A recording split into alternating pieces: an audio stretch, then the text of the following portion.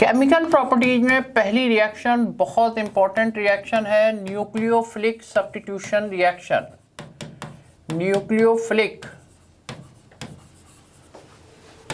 Substitution reaction, और इसमें दो रिएक्शन है mainly, SN1 and SN2।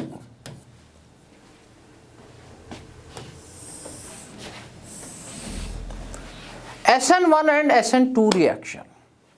S for substitution, N for nucleophilic 1 and 2 type। अभी हम देखेंगे 1 and 2 क्या होता है। बेसिकली देखो होता क्या है कि कोई न्यूक्लियोफाइल हमने लिया, suppose a nucleophile OH minus ion ले लेते हैं, अटैक्स ऑन सबस्ट्रेट, जिसमें बॉन्ड ब्रेक होता है उसे सबस्ट्रेट बोलते हैं। इसमें CH3Cl ले लेते हैं। It attacks in two veg,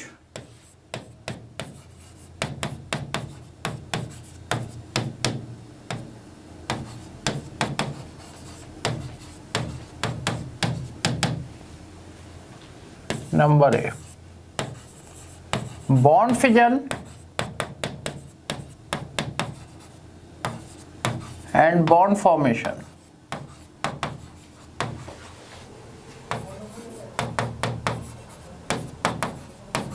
take place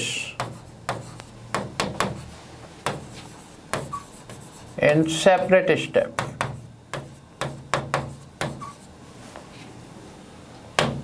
देखिए किस तरीके से CH3Cl, थोड़ा सा इसको हम डिटेल में लेके चल रहे हैं जिससे कि आपको थोड़ा समझ में आ जाए। सबस्ट्रेट,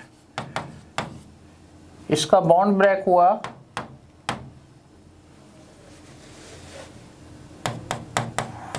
हेट्रोलिटिक फिजन होगा।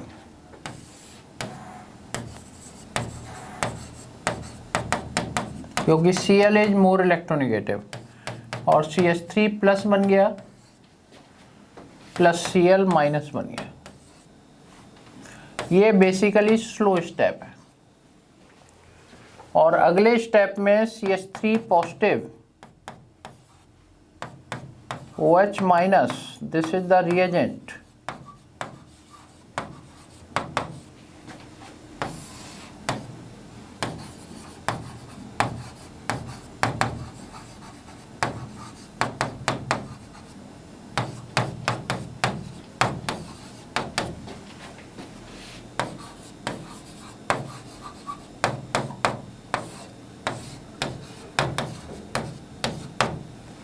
ये फास्ट स्टेप है।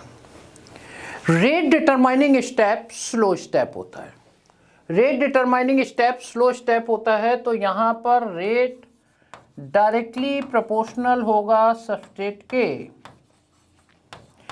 केवल एक पर डिपेंड कर रहा है, इसलिए reaction is of first order. Reaction is of first order.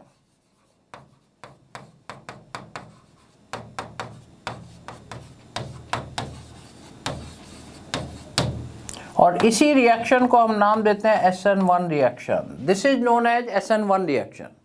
Important चीज क्या है कि यहां पर इंटरमीडिएट बन गया कार्बोकैटायन। कहीं पर भी कार्बोकैटायन बनेगा तो उसका रीअरेंजमेंट करना मत भूलिए। जो उसका प्रोडक्ट देना है रीअरेंजमेंट के बाद देना है। रीअरेंजमेंट करोगे तब उसके बाद इसका प्रोडक्ट बनाइए, अदरवाइज गड़बड़ हो जाएगी। जैसे फॉर एग्जाम्पल, तो मेन चीज क्या आ गई कि इसमें इंटरमीडिएट बनेगा, उसे रीअरेंज करके तब आपको प्रोडक्ट लिखना है। तो अब जरा देख लेते हैं, इसका कुछ एग्जाम्पल लेते हैं।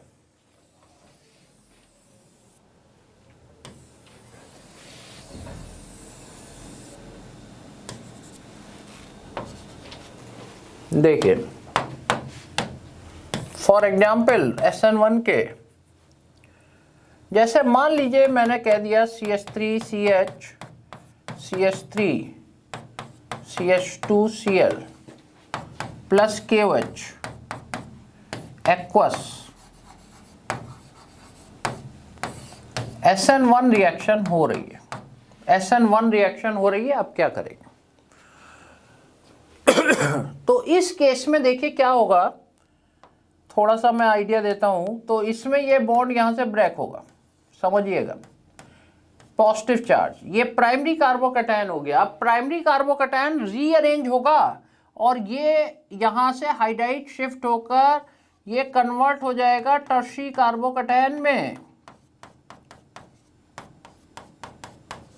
ये आपको पता ही है रीअरेंजमेंट कैसे होता है। और उसके बाद OH माइनस आयन इस पे अटैक कर जाएगा और इस पे जाके अटैच होगा। Product is tertiary butyl alcohol, product is tertiary butyl alcohol.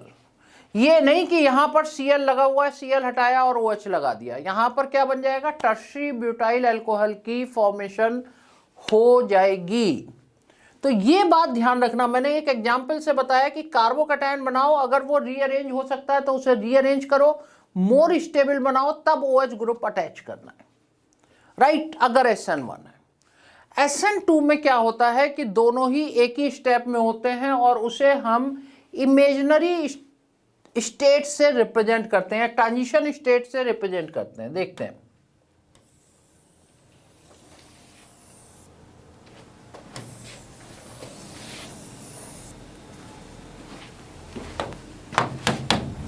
B तरीका है bond fission,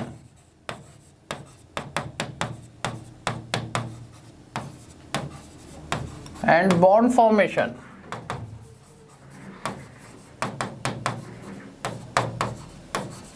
takes place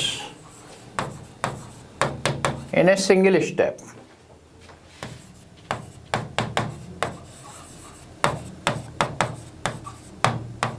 It can be represented by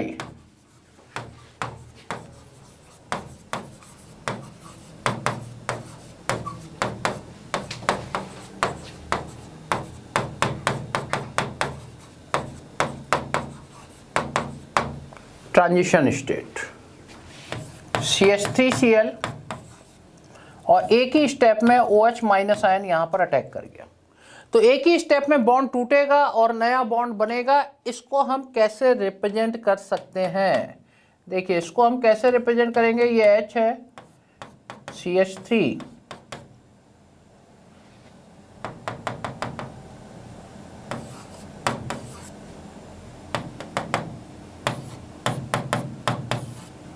ये बॉन्ड बन रहा है, ये बॉन्ड निकल रहा है, इसमें पार्शियल पॉजिटिव चार्ज प्रेजेंट है। This is the transition state.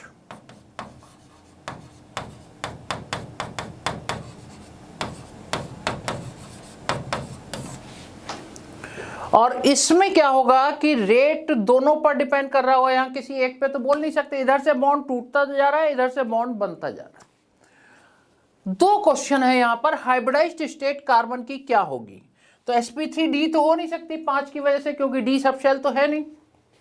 Basically इसकी हाइब्रिडाइज्ड स्टेट sp2 होती है। sp2 में 3 sp2 होते हैं और एक pure atomic orbital.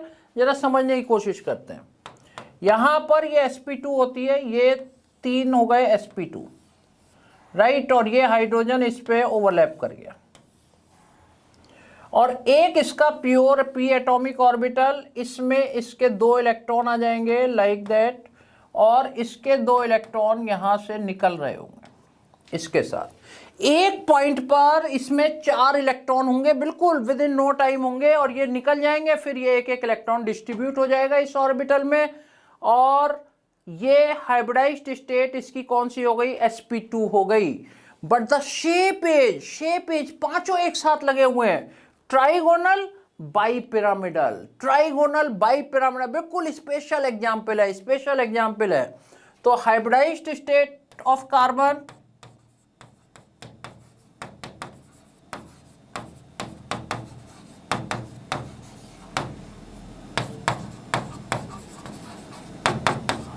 sp2 and shape is trigonal bipyramidal.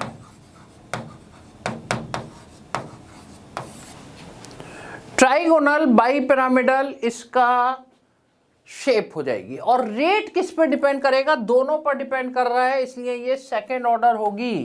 Rate directly proportional होगा substrate as well as reagent and reaction is of second order.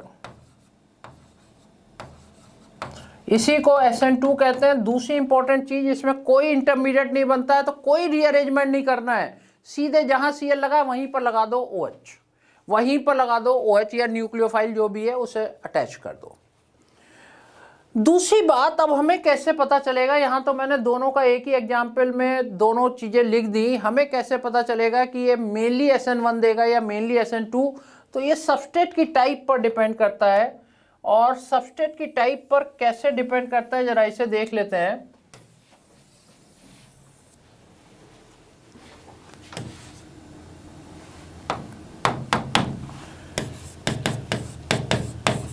Effect of substrate, basically ease of SN1, जो tertiary alkyl halide है, tertiary alkyl halide में एक ही step में nucleophile को attack करना मुश्किल हो जाता है, क्योंकि चारों तरफ से अल्काइल ग्रुप ने उसे घेरा हुआ होता है। तो टर्शी के केस में बॉन्ड पहले पूरा ब्रेक हो जाए तो टर्शी कार्बोकैटायन बन जाता है, वो बनना बहुत आसान है। जितना स्टेबल कार्बोकैटायन उतना जल्दी से ब्रेकेज हो जाती है। तो इसका ईज जो दिया जाता है, ईज ऑफ SN1 की अगर हम बात करें तो टर्शी अल्काइल हैलाइड बहुत फास्ट रिएक्शन देंगे। फिर कौन सा होगा, सेकेंडरी अल्काइल हैलाइड होगा। फिर कौन सा होगा, प्राइमरी अल्काइल हैलाइड होगा। और लास्ट में CH3X होगा। और ईज ऑफ SN2 क्या होगा, ईज ऑफ SN2 उल्टा हो जाएगा, वहां पर स्टीरिक हिंडेंस कम होनी चाहिए। CH3X प्राइमरी, सेकेंडरी और टर्शी।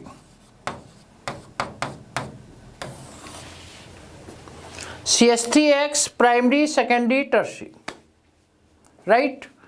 और अगर हम देखें तो मेनली अगर ये कहा जाए कि R3CX कौन सी रिएक्शन देगा, तो आपका सीधे आंसर होगा 90% SN1, या SN1 ही आंसर करोगे, केवल 10% SN2 मिलती है। और सेकेंडरी अल्काइल हैलाइड में दोनों 50-50% की प्रोबेबिलिटी रहती है, 50% SN1 एंड 50% SN2। और अगर हम प्राइमरी अल्काइल हैलाइड लेते हैं, RCH2X लेते हैं, तो 90% SN2 रहेगी